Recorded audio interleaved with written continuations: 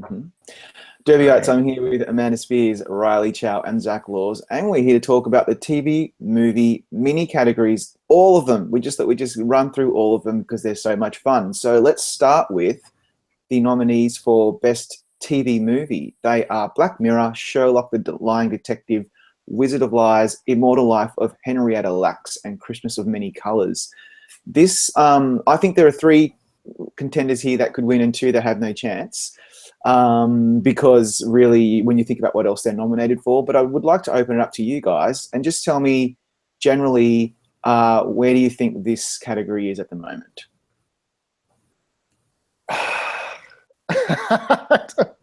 uh, this is kind of not to disparage any of the TV movies that are nominated in this category, but there's not exactly one that sort of stands out to me as being like the one that will win.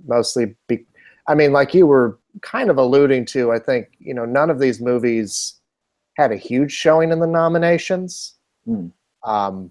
Those categories those acting and writing and directing categories tend to get monopolized by limited series where I guess most of the really good stuff is being Remember when seen. it was the opposite way, like two Yeah. or 3 years ago? Yeah. I do, yeah.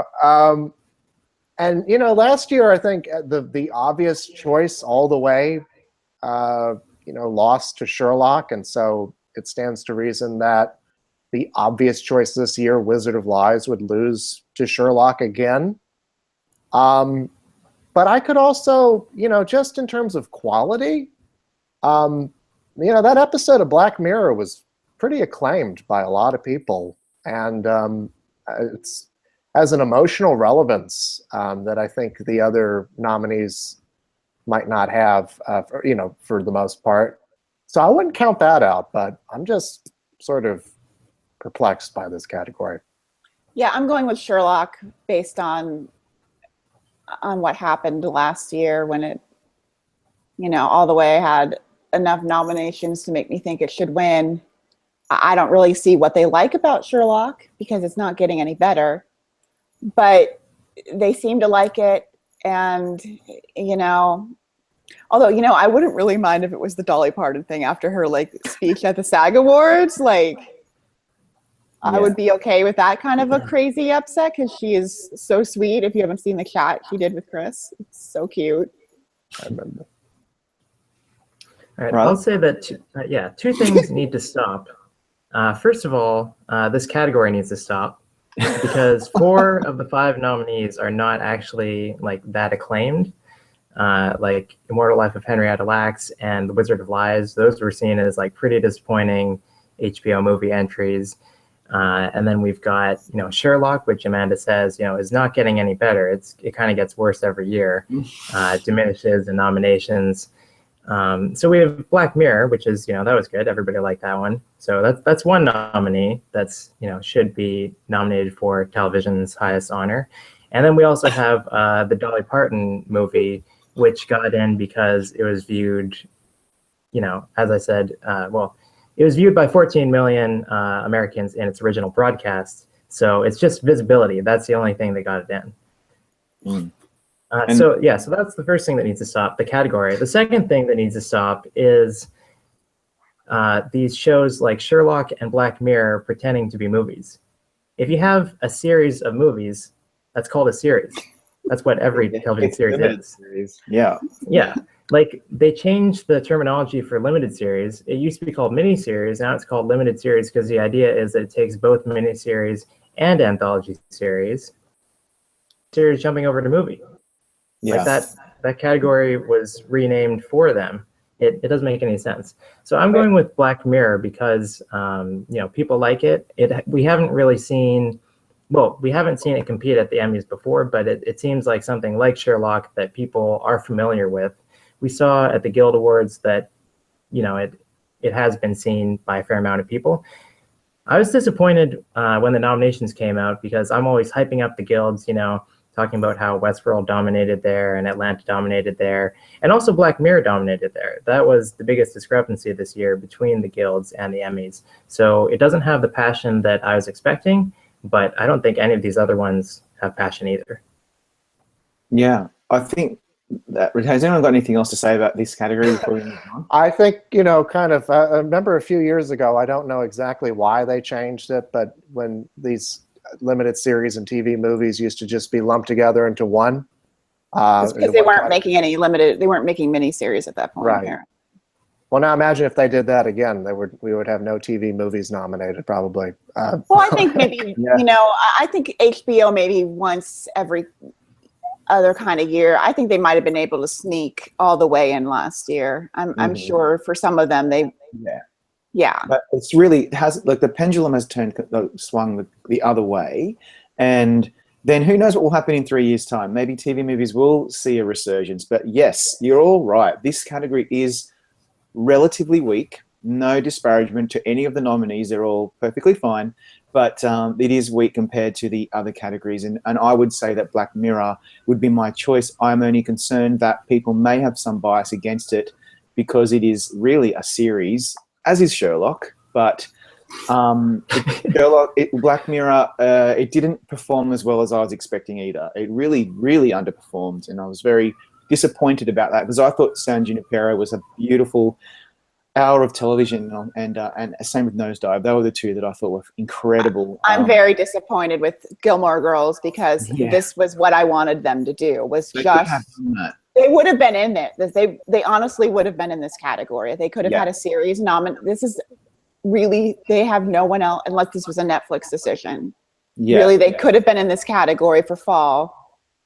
Well, maybe they still wouldn't have made it. There's just something about Gilmore Girls that Emmy voters just think is just not good. So, which is really sad. Have they heard of the show at all? Have they heard of it? I'm not sure. I don't think they have. It's hashtag sad. So, let's move over to limited series, where we could really talk about that for a long time. That is a very strong category. I'd like to hear from all of you about what's the one thing that comes to mind about this category, or tell me who you think is out in front to win. Let's go to Zach first.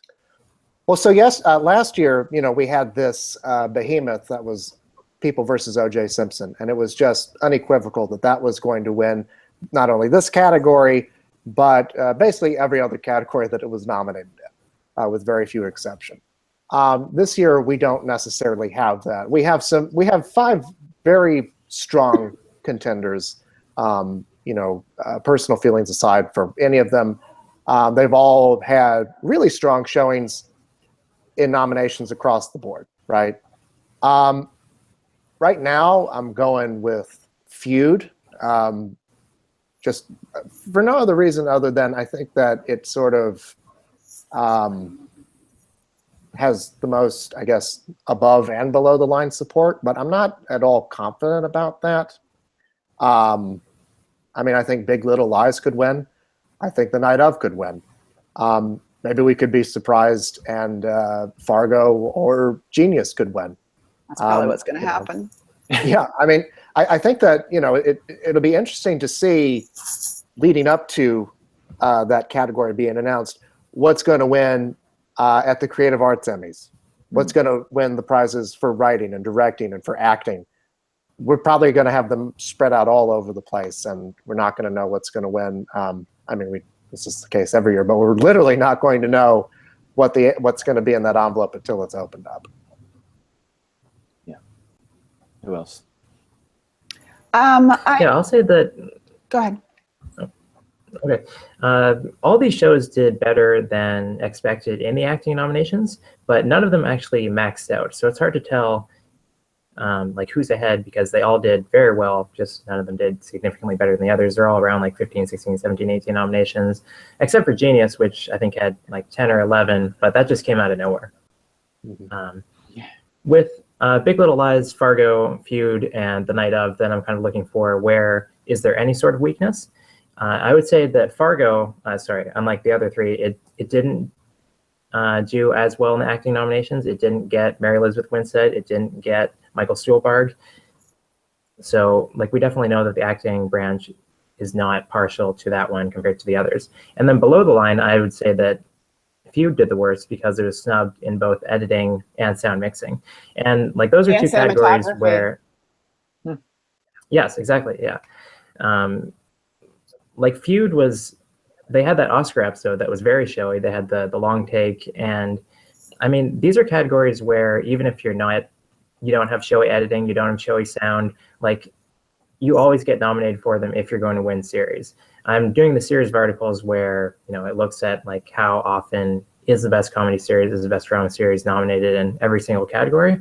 Like I haven't done the limited series one yet, but when it comes to comedies, it's not writing and directing, it's actually sound mixing and picture editing that most often correlate with the comedy series winner.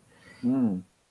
I mean, like last year, People versus O.J. Simpson won sound mixing, and there's nothing going on there. They're just sitting in a courtroom talking.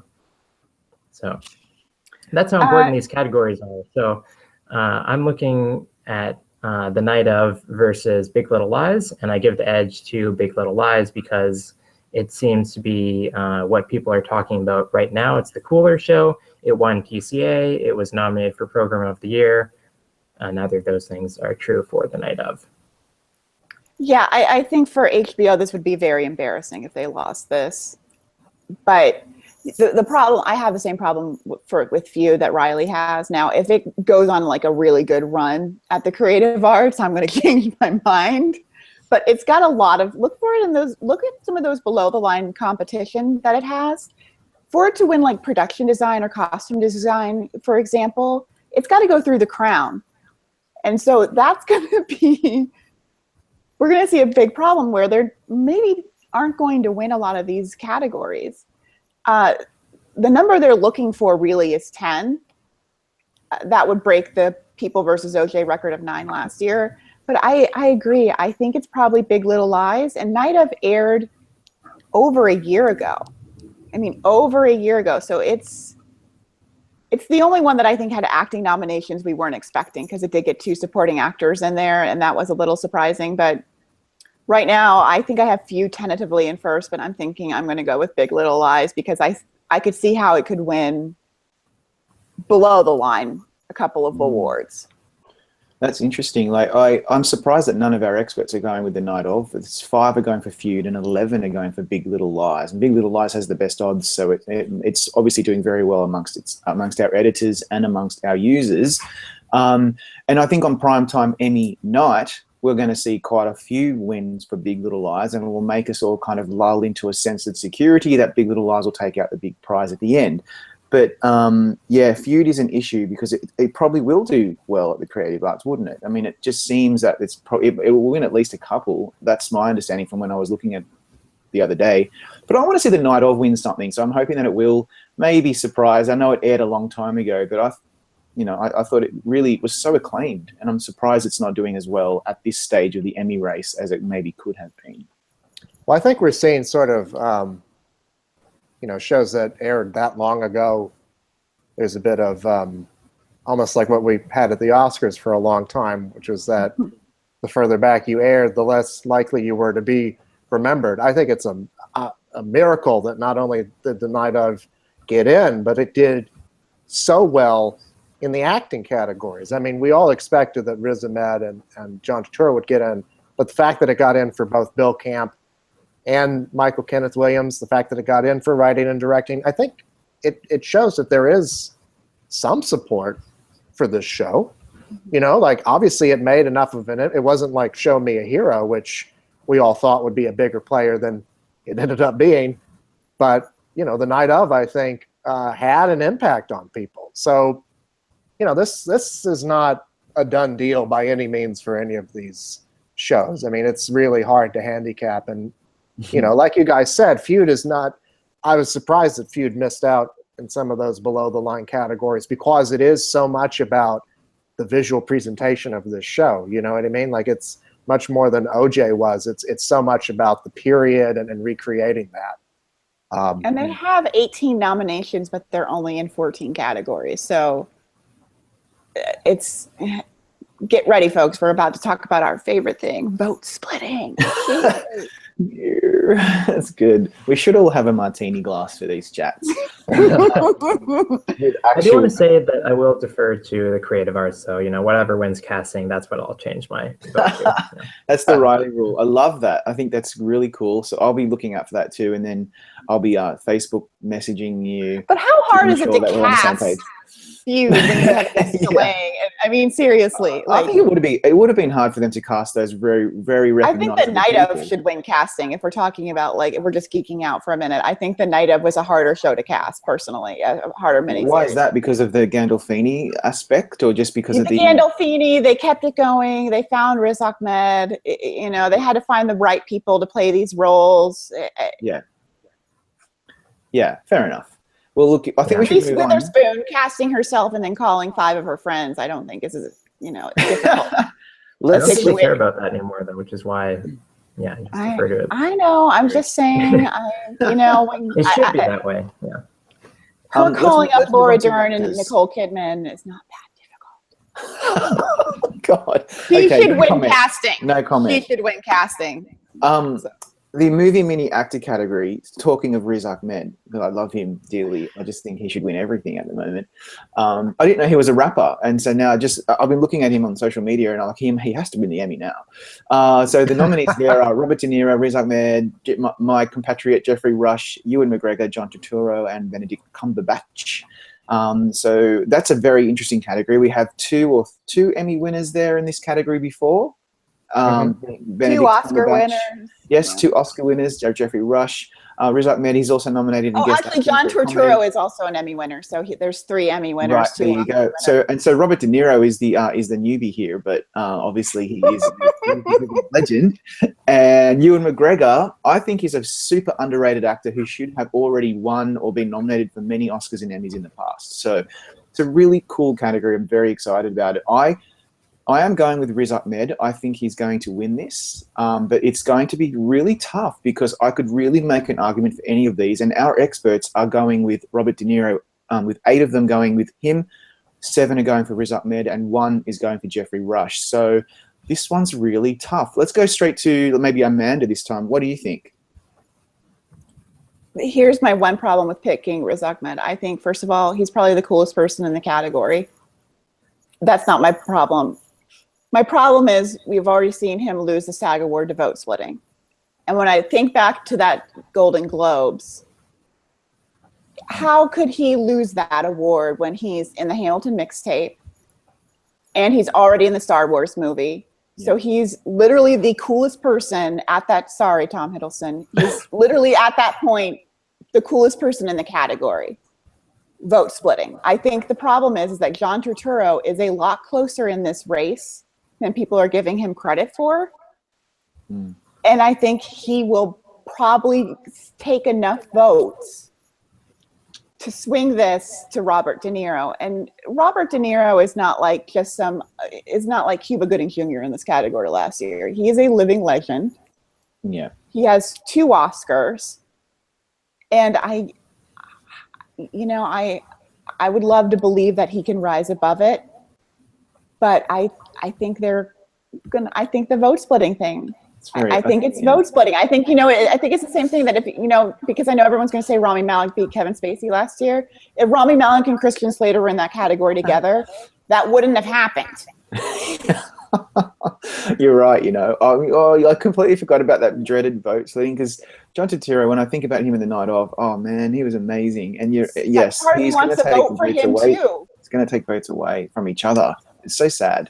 Riley, they should both win this. They should both win as a tie. They should compete together. This would be a slam dunk if they could compete together because they're in every scene together almost. That you need each of them to make this work. That's the problem. Yeah, we've seen it happen with Tina Fey and Amy Poehler, where you can win for being, one of 2 people. Yeah.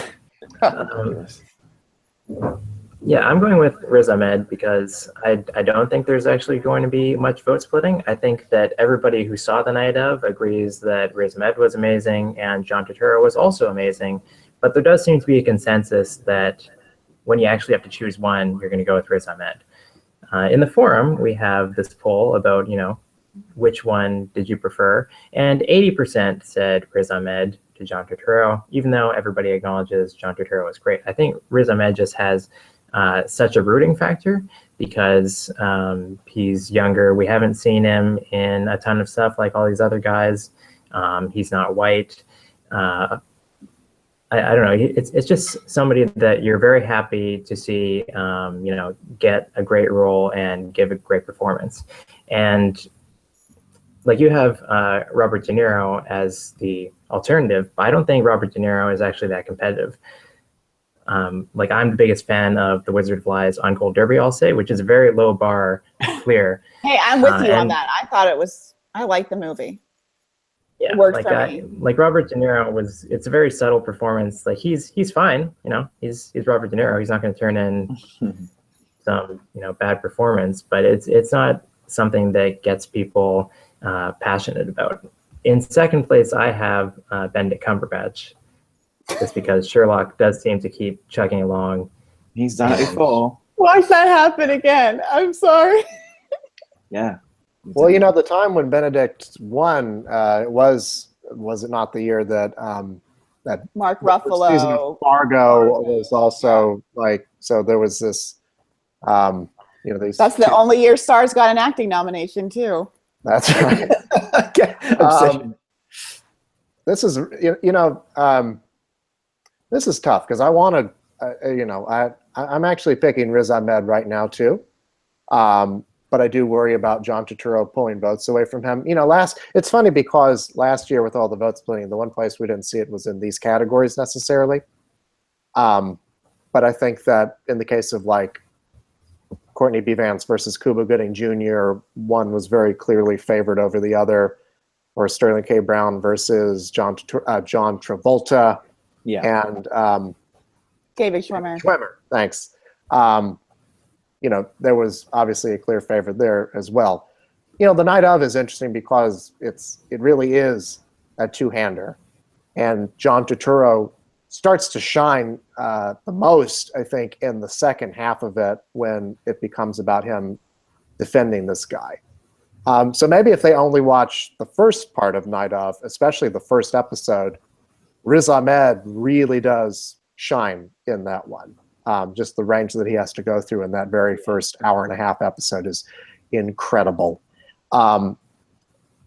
I think it's interesting that, because on paper, Robert De Niro and Jeffrey Rush really should be the ones who are duking this out, right? I mean, Jeffrey Rush isn't happy with his odds at Gold Derby. Yeah, I mean, it's just like Jeffrey Rush, especially like on paper as Albert Einstein. Yeah, and he's really good.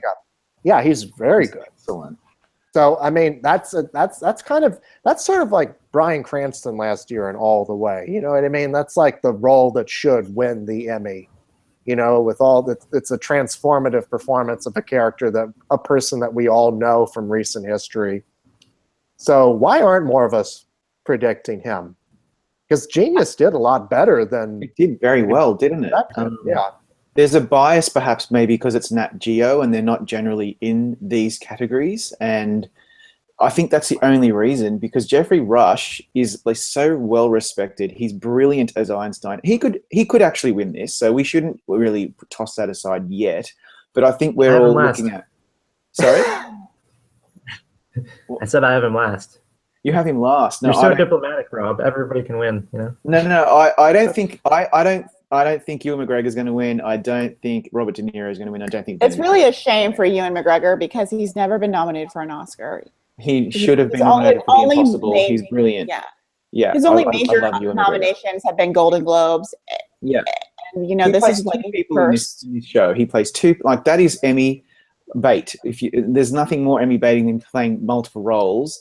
And he's excellent. He completely disappears behind the the hair and makeup, and he's brilliant in Fargo too. So I find this very hard to lock down at the moment because of vote splitting and because of who these people are. And Jeffrey Rush, generally when I see Jeffrey Rush in a category, I tend to want to put him in front because he is so respected. So what on earth are we going to do? At the moment, I'm just going with Riz Ahmed because that's what my gut is telling me, but my gut's usually pretty wrong. So just the first person to win like an acting award and VMA in like the same like month. Like maybe we should just predict Benedict Cumberbatch. I mean, it's not that wild of a notion that, with so many, Emmy Beatty roles, that they could all just be splitting amongst each other. Yeah. I mean, because Like he keeps getting in every year as they drop more and more parts of his show. Like there is a core group for him that shows up every time. yeah, Yeah, and I mean, if he hadn't, go ahead. I was just going to say, you only need like what, 17% of the vote to win or something like that. I mean, so it's not unfathomable that this guy who is a movie star and keeps getting in every single year, it's not unfathomable that he could just win again in a surprise. I think the one thing that does worry me just a tad about Riz Ahmed is that besides Benedict Cumberbatch, they typically go a little elder statesman in this category. I mean, Courtney B. I know everyone's calling me an ageist. I get it. But, you look at a trend. You're looking for a reason to look at people, to pick people.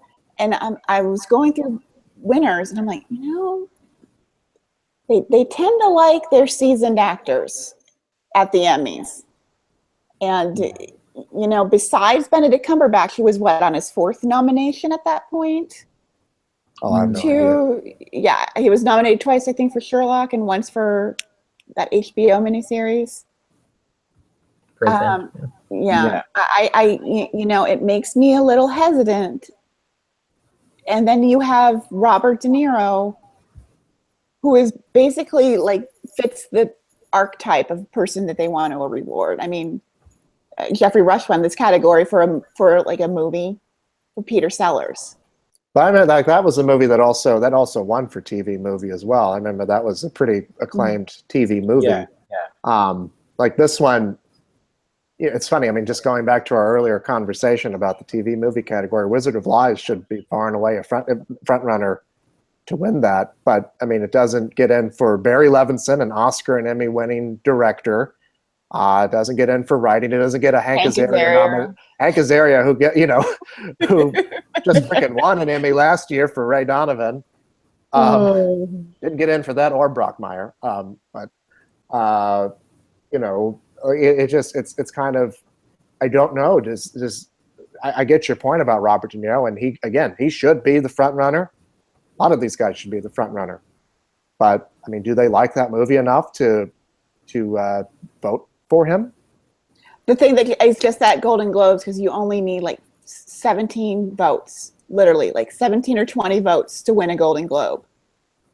And he couldn't get 20 people at the height of his popularity when Oscar Isaacs, he was nominated before, big deal. Still, in the Star Wars movie, on the other hand, Show Me a Hero win. I mean, Riz Ahmed did lose to Tom Hiddleston, who was, I mean, just, not to disparage the Golden Globes or anything, but Tom Hiddleston, is a bit more of a movie star than Riz Ahmed.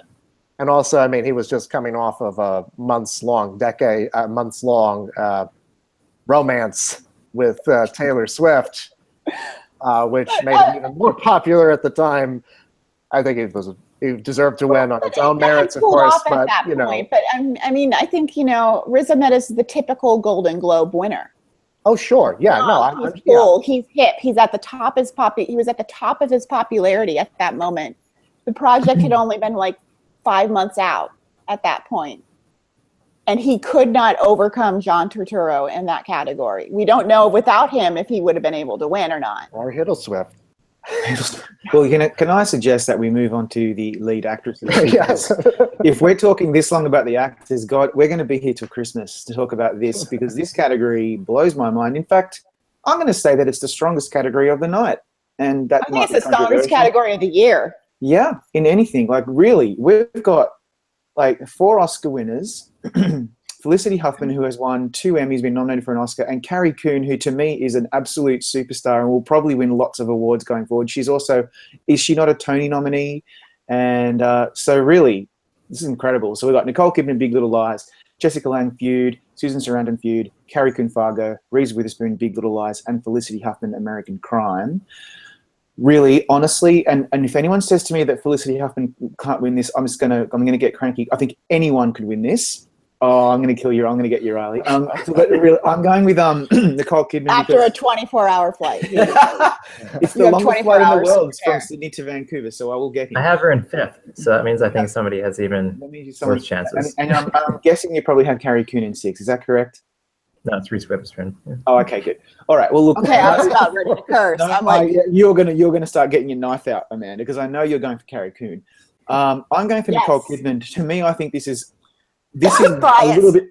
Yes, a little bit of Australian bias, but also I think she's got this. I think she has enough heat, and I think a lot of the attention was on it. This is her year, right? Nicole Kidman has never had a better year in her career than she has this year. And I think it's all going to start when she wins the Emmy, and then we'll see what happens at the Oscars next year. So I'm going with Nicole Kidman. There's a lot of vote splitting here, and so you could make a very good argument for Carrie Coon or Felicity Huffman. But I want to go to Riley first this time, because I kind of know what Amanda's going to say, and I'm looking forward to seeing what Zach's going to say. But Riley, give me all the stats first, and then we'll work out what we're going to say. I think there's consensus that Nicole Kidman is the choice for Big Little Lies. And I do have Big Little Lies winning series. I have it winning directing. So it makes sense that, the lead, Nicole Kidman, would also win. Like at the TCA Awards, they nominated Nicole Kidman, but they didn't nominate Reese Witherspoon. But they nominated Susan Sarandon and Jessica Lange together. So it seems that those two are more inseparable. Nicole Kidman has a strong rooting factor because she's getting physically abused by her husband, whereas Jessica Lange, I feel, was just giving the same Jessica Lange performance that we've seen many times over the past few years. It was very good, and then also Susan Sarandon is just kind of hamming it up, and I'm disappointed with what happened with Fargo. I thought, going into the season, I thought Carrie Coon, Ewan McGregor, they're going to be such easy winners because Ewan McGregor, he's playing twins. And then there's vote splitting going on with Riz Ahmed and John Turturro. He didn't really excite people, with such a baity role. And then Carrie Coon, everybody loves her for The Leftovers. She's the standout there. I thought, this is a show where they do a good job with their female cops. There's no reason why she won't be the standout on this show either, but it never really came. There's that scene late in the 9th episode where she cries at a bar for a little bit, but really it was a very underwhelming performance. I'm disappointed that the TCA is acknowledging her for both Fargo and The Leftovers, when really it's just The Leftovers performance that everybody should be talking about. So I've got Carrie Coon in second just because I fear the vote splitting, and I also think that if there is some kind of Leftovers core, or just they're tired of seeing all these movie stars win awards again and again, then she's somebody new that they can go for. But I do think Big Little Lies is far out ahead, thus I have Nicole Kidman. Okay, let's go to Zach next. Yeah, I mean, vote splitting is certainly an issue here. I think more so in the case of Jessica and Susan than in the case of Nicole and Reese. Jessica and Susan, they're both typical Emmy performances. They're transformative performances. They're playing real people. And part of me wonders if there might be, considering recent news of, poor Sam Shepard passing away from ALS, if there might be some kind of goodwill towards Jessica Lange. That has taken her off the campaign trail, unfortunately, and very sad for her. But I think that even without that, Nicole Kidman was a standout in this race for a couple of reasons. I mean, number one, she's just off of an Oscar nomination. People have kind of figured out all of a sudden that Nicole Kidman is actually a good actress after... She has an Oscar. Yeah, I know she has an Oscar, but Right. That never had the respect that she has now. It's because she was so... I mean, look at the kind of movie she had to win the Oscar for. She had to totally ugly herself up and, wear that awful nose, and, it was like... we could talk about that for an hour. Yeah, she's been so... But, I mean, seriously, she's a woman who's been so known for her beauty that I think that people have taken for granted what a great actress she really is. And not only does she have this Big Little Lies where she's heartbreaking in, but she's got several films this year, including one that's coming up, Killing of a Sacred Deer, and also How to Talk to Girls at Parties and Beguiled. And I think like all of that combining together makes her have an Emmy story, you know, in a sense. Like people are wanting to reward her. Now, at the same time, if there is some vote splitting with Reese Witherspoon, then yes, I do think that Carrie Coon or even Felicity Huffman is going to benefit from that. I really would not count out either Susan Sarandon or Jessica Lange, especially if we see, you know, Feud picking up a lot more hardware than we're expecting it to. But I think those two are going to split it together. Amanda. Okay, so I think the thing with the difference between Feud and The People versus OJ is Feud didn't become the water cooler item where we really should have known that people had seen it. So I think if people sit down and just watch And the Winner Is, the Oscar episode, that favors someone like Susan Sarandon, because she's so heartbreaking in that one singular episode where you look at her and she has that gut reaction to losing. You could see how people might want to vote for her. And I agree. I think Nicole Kidman was better than Reese Witherspoon, but Reese Witherspoon has spent her career doing this girl next door romantic comedy. So it was kind of nice to see her kind of go back to her election kind of roots. And she was great. And show her claws. She Yeah. was unlikable. She was mean. She's having this affair. She's in everybody's business. And I could see how that could take votes away from Nicole Kidman. Whereas Carrie Coon was snubbed for The Leftovers, which, whether she wants to believe it or not, was the best thing that ever happened to her for this. It was the best thing that happened for her. When she has that Emmy in her hands, you're going to know I'm right. You're going to thank Damon Lindelof. Yeah. Okay. Her character is the most like Frances McDormand's in the movie. It ends on her in a way that I think is very impactful. And I think when you start looking at these women as a group, if this were the Oscar category, we wouldn't even be questioning this. It would be Carrie Coon, because she's the one with nothing. She has a Tony nomination, but all of the rest of them are like in the haves category. They're A-list stars. They're married to an actor. You know, Carrie Coon is this working actress who's kind of come up. She's been very patient, finally got her big break.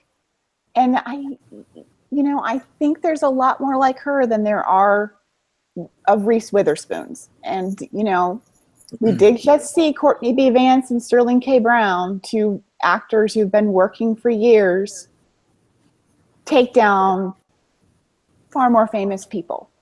True. In each of their categories. So that's where we all stand. I think Carrie Coon is a threat here. I agree with you, Amanda. I think she's a total threat here, and nothing would make me happier. And just to take a leaf out of Zach's book from last week, if you want to watch my interview with Carrie Coon, Felicity Huffman, or Nicole Kidman, please go ahead. It's on.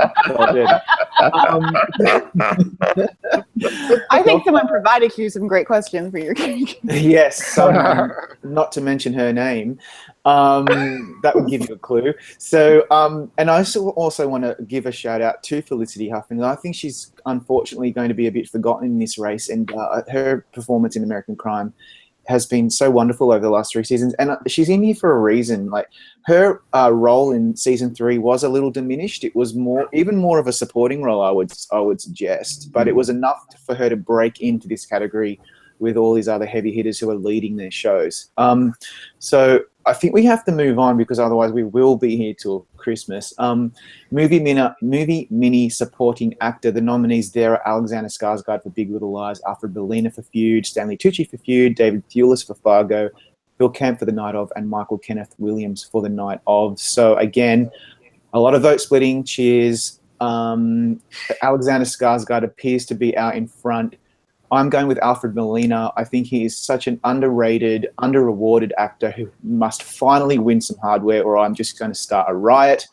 And That would be fun to see. It would be fun. There'd be a lot of signs about Alfred Molina. I don't know what what could possibly be on those signs, but there'd be pictures of him in all of his roles. I think you could make an argument for Bill Camp, David Thewlis, Michael Kenneth Williams, Stanley Tucci. They're all excellent actors. And Alexander Skarsgård, of course, had a very meaty role and had a lot of attention on him because of the kind of role that he had, which we don't want to give away spoilers, I suppose. Zach, what do you think? Well, what's interesting about this category is that, we talk about the actor's actor, and, Alexander Skarsgård, I guess, excluded from this because he's still a relative newcomer. This category is nothing but people who have been working for decades and haven't really collected any kind of serious hardware. I mean, you mentioned Alfred Molina. That's a guy, who's been knocking around for a long time. He's basically the male lead in Feud. He competes against Stanley Tucci, who's another one of those guys that everybody loves in Hollywood. Bill Camp and Michael Kenneth Williams. These guys have got decades worth of work between them. Michael Kenneth Williams is, on The Wire, for God's sake. Like everybody loves this guy. And then you have David Thewlis, who's been around for over 30 years now, and has maybe the showiest role in this category. The most he's that kind of classic, mustache twirling villain, the winking devil, as Tom likes to say over and over again, which they love to reward. So I'm going with him right now, but I honestly, I can see this going a number of different ways. I fear that the Feud guys and the Night Of guys are going to split. If there's something that works in Alfred Molina's favor, it is the fact that he is basically the male lead of this show. But I would look out for either David Thewlis or Alexander Skarsgård just because they're not competing against each other. Alexander Skarsgård, on the other hand, could have trouble because in the ways that David Thewlis is a winking devil, Alexander Skarsgård has a very difficult role that he has to play where he's got to make you feel some form of empathy or sympathy for a wife beater. Yeah. And in the episode he submitted, he does achieve that, because they do submit episodes for this, and it's the therapy episode with Nicole Kidman. Yeah. It's a very, it's a very difficult thing that he has to do. And, and also, to Nicole Kidman as well. Another reason why she might be the front runner to win is that, it's capturing the kind of trickiness of that kind of relationship it's very difficult, and so, kudos to the two of them, whether or not they win anything or not for it, Yeah. Amanda? I'm going with Alexander Skarsgård for a number of reasons. One, I really wished it would be Alfred Molina, and he is deserving of hardware. The timing's never worked out for him, unfortunately. Him and Stanley Tucci are very equal. I don't think they care one way or the other if one's the male lead or not. He's missing from two of the best episodes, and Stanley Tucci appears in the finale, which helps him out a little bit. And then when I look at and it's the same thing with Michael Kenneth Williams and Bill Camp. One of them does not stand out enough against the other for me to go, this one. So for me, when I look at David Thewlis and I look at Alexander Skarsgård, I disagree with you a little bit, Zach. He was on True Blood. He was in Generation Kill. They're familiar a little bit with who Alexander Skarsgård is. Yes, this is his first major nomination. And remember, his father is a very famous actor also, and this is kind of a sad moment for his family because this is their first major, the Skarsgård family's first acting. He's never been nominated for anything, Stellan Skarsgård, in over like a 75 movies. In America. Shows. But that's right. Yeah. So my problem with picking David Thewlis is one thing, and I'm just playing the odds, is that Fargo, in their previous 8 acting nominations, has never won. And at least in one of those categories each time, they were the expected winner. Alison Tolman was the expected winner. Jean Smart was the expected winner. So for me, I can't pick him with that record with nothing else going for him. I can pick Carrie Coon because I think she's got a lot of other stuff going for her where maybe it's not the project she wins for. It's herself. So I'm going with Skarsgård because I just think this is kind of lined up really well for him. And oh my God, a stud is going to win. Well, slap the stud is an issue. We have to remember that. I know, but he Tom will be might very reverse the category. I mean, remember when Matt Bomer couldn't win this a few years ago? Yeah. And Which slap the stud, that literally happens in an episode of Big Little Lies to him. So that's We won't go down there. it's called Five Women Beat the Crap Out of the Stud. But yeah. ooh, he's gonna look good in his tux. Sorry, I'll stop. Oh my God. Oh my God. He looked good in your interview. Man, he was close to that camera. I'm just looking at. Never He mind. was right in there. I'll He was stop. peering into my soul. I was getting all the clip. I would have been like, the whole time. Wait, sorry. Yeah, I don't understand the predictions trajectory of this category. Alexander Skarsgård, he's playing the villain in, Big Little Lies, which is kind of the limited series frontrunner. He should have been a very clear nomination, but he was in sixth place when we were all predicting the nominations because we weren't really sure, like, this guy, you're not rooting for him. It's something just didn't click. So now that he is nominated, everybody is predicting him to win. He's a coattail nominee. He's getting in because his show is strong.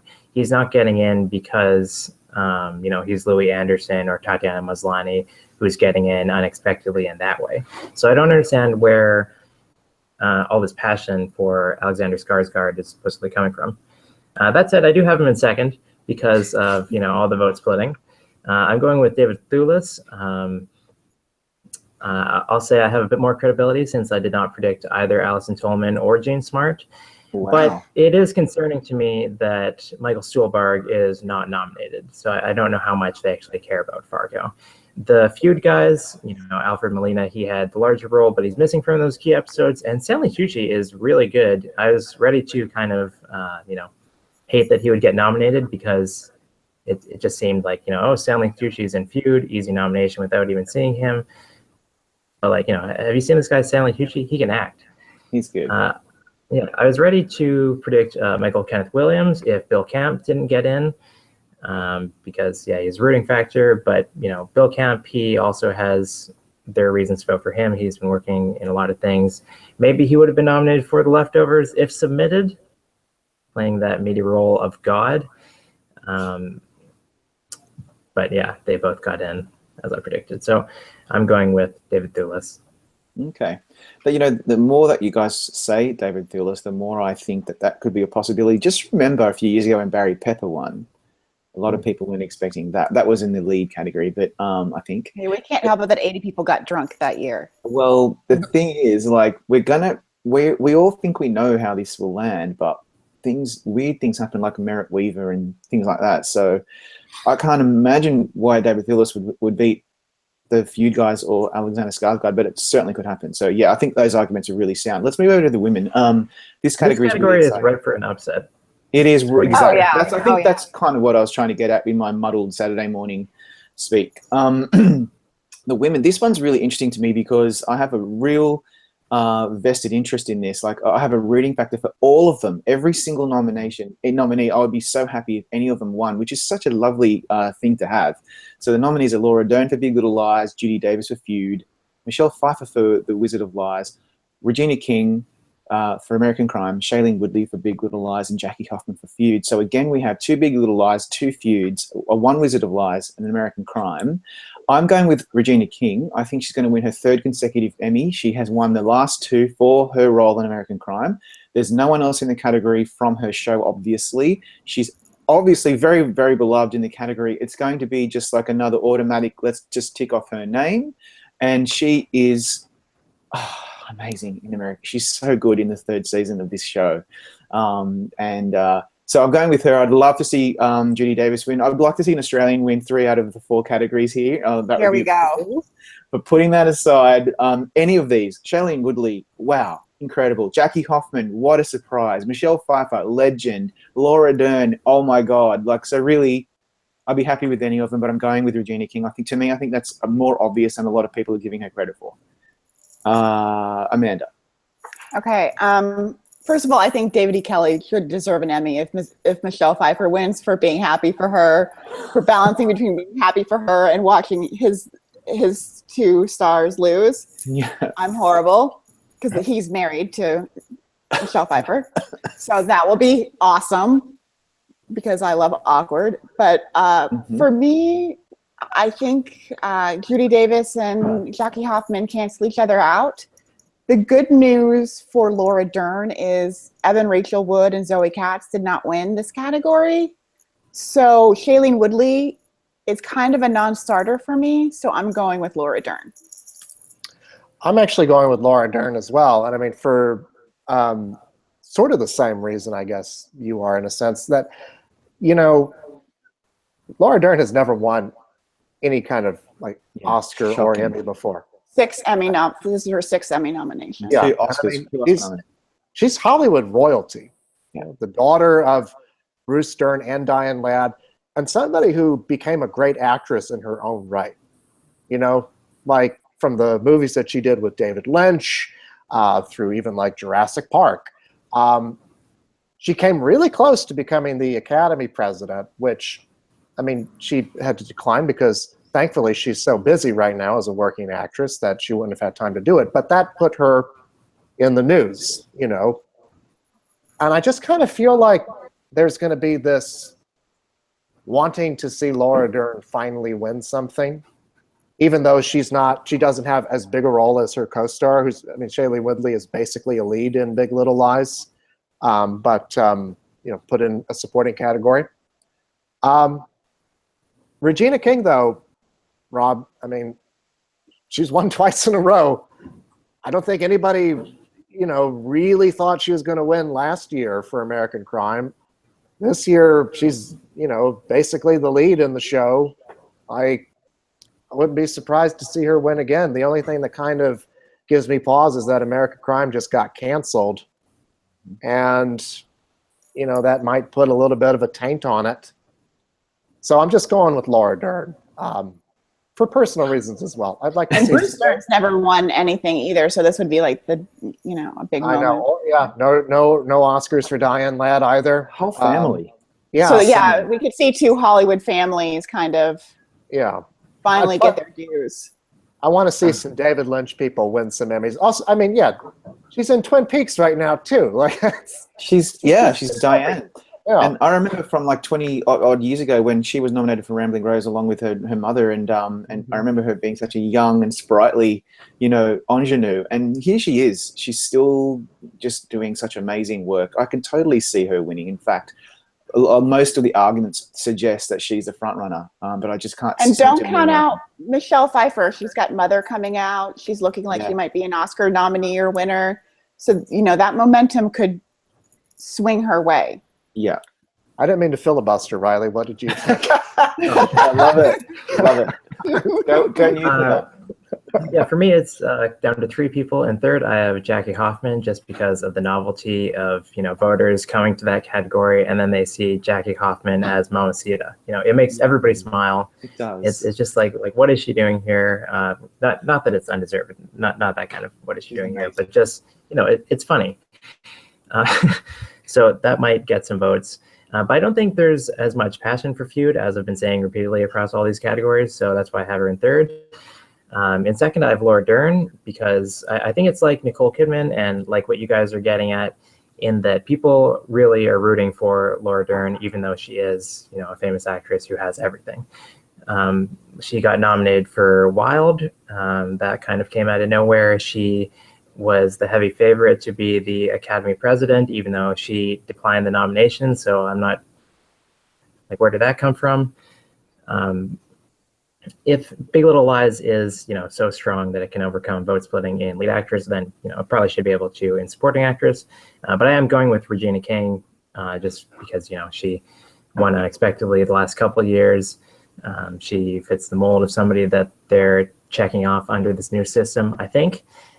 And I will say that American Crime is weaker this year than ever, so that is something to watch out for. Do you think, Riley, the competition maybe the last 2 years has been a little soft, and that's kind of helped maybe someone like Regina King win? Where you and I and Zach talked about this last year, where, you know, it didn't seem like it would have needed a lot of passion for her to win. as much as maybe this year. This category to me is one of the most competitive of the evening. And I mean, I love Regina King in the show. I'm going to miss seeing her in it. But I'm just wondering if maybe it didn't take a lot of votes, where this year maybe there's just not the passion. Yeah, it's certainly possible, but I also think that if somebody's going to be more popular than Regina King this year, they have to be much more popular. Like Laura Dern is competing against Shailene Woodley, who is a co-lead. Yeah. So I think she'll draw a sizable amount of votes. Yeah, I think that the key for me was when Regina King won last year for playing Terry LaCroix in season 2. That opened my eyes because I knew she was going to win for playing Alia, the Muslim, in the first season. That seemed obvious to me, and it was such a breakout role, and it was so different, and obviously it had some political aspects to it as well. The second season, she didn't need to win that. Like she had already won. They could have gone with someone else, and she was just playing like an angry mum and that kind of thing. And she won again.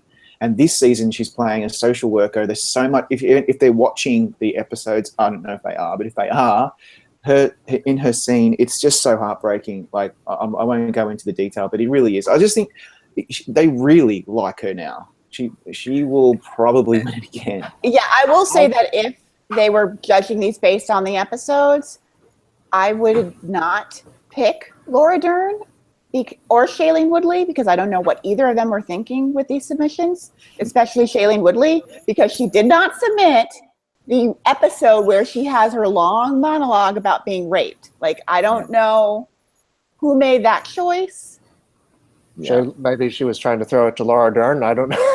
Well, no, that's the problem, is that Laura Dern and Shailene Woodley are equally good in the same episodes, and that would have been 3 and I think 6. And neither of them submitted either of those episodes. So I don't know who picked what. But if the episodes matter, neither of those two are going to win. Let me say something for Jackie Hoffman, since you bring it up. I think that there might be more love for her than we're thinking. Like, I think that when Feud started, we were all like, she's just this cute little character. But I mean, she became like one of people's favorite aspects of the show, Mamacita, right? The novelty of that. And her Emmy campaign has been kind of brilliant. I mean, there was a story recently where she said that she would accept Emmys on behalf of anybody who, kind of calling back to what Joan Crawford did in the show. So, I mean, I don't know. I wouldn't count her out. I think it's good to have her in third place because she could very easily win this. I'm going to say that I think that Laura Dern might have a better shot than Shailene Woodley, even though she is a co-lead of it. Just because I think since Shailene Woodley is only 2 years younger than I am, they probably might feel as if they've got ample opportunities to reward her in the future. That's very young. And so they might not feel inclined to reward it. Whereas like Laura Dern has been around for so long and has never won anything. Like they might just want to give her something, which I think is what benefited Regina King those 2 years. That she's been around forever. And never won anything. Never really been nominated for anything. No, nothing. So you're right. Like if they're thinking about like sharing the love, then they will think, well, Regina King, she's got her fair share. It's very socialist, isn't it? So maybe they might be those lines, which is so in right now. Let's move over to directing and writing. We will have to kind of combine them, I guess, and just talk me through what you're thinking. For me, directing appears to be Big Little Lies, obviously because they've submitted the whole thing for Jean-Marc Vallée, and we've got 2 The Night Ofs, 1 Feud, and 1 Genius. So I think directing could be And the Winner Is, but I'm going with Big Little Lies, and with writing, I'm also going with Big Little Lies. Again, 1 submission, the whole thing for David E. Kelly. And again, The Winner Is could be a surprise, or hopefully maybe San Junipero can pull this one out. Riley. Yeah, I've said that we don't have enough data to say whether they're actually voting on, just whatever is the series winner in these categories, or if they're voting for what is the most like writerly, what's the most directed. They have a few chances this year to kind of show us what they're doing one way or the other. I'd say it's the Writers Branch's last stand. They could award San Junipero here, which is what I'm going with, because it's the more writerly. It's the show with the least support, so it really demonstrates that the writers are here for it.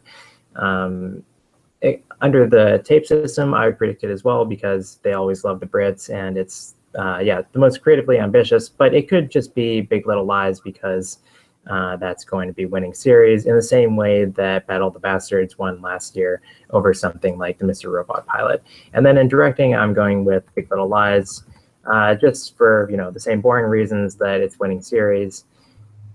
I find it really interesting what happened with The Night Of, where initially they were going to have a lot of guest directors, but then Steven Zalian decided that he actually liked directing the show, so he directed 7 of the episodes, and then there's one random episode directed by James Marsh because they happened to book him really early. But it does demonstrate that The Night Of has some support here, that they're able to get 2 nominations compared to Feud, which only got 1, or Fario, which only got 1, or Feud's only 1 slot in writing. I've got Big Little Lies winning writing, and I'm more confident about that than directing. I think it's the fact that it's David E. Kelley, and he has 10 Emmys already on his shelf, and the fact that he wrote the entire thing. I think that'll probably help him. Directing, I'm a little more unsure of. I think it's interesting that of all the awards OJ won last year, it did not win one for directing.